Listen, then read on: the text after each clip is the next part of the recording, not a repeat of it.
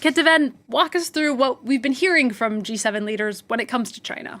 Well, there's definitely a hardened tone of the G7 leaders when it comes to China. And there are basically three main points on which they've hardened their tone, according to the draft final statement that has been circulating. So it looks like there are three elements. One, of course, is the targeting of this unfair trade practices that they accuse China of doing. They're saying that they want a level playing field when it comes to global trade. And the Americans, a senior administration official, really underscoring an unprecedented unity between G7 leaders when it comes to dealing with China, basically welcoming the fact that even European leaders are now on the same page as the Americans when it comes to dealing with China's unfair trade practices. The second aspect of that is the fact that they're calling on China to stop helping Russia's war efforts, stop selling it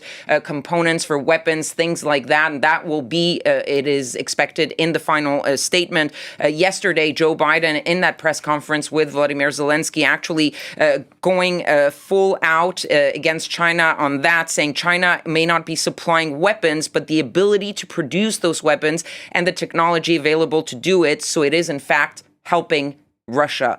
That was the tone there. And finally, the third aspect, which hasn't been much talked about, but is likely to be in that final statement, is the G7 leaders expressing concern about the intimidation activities of China in the South China Sea, which is, of course, very important both for the French and for the Americans when it comes to the Indo-Pacific, and, of course, to the Japanese.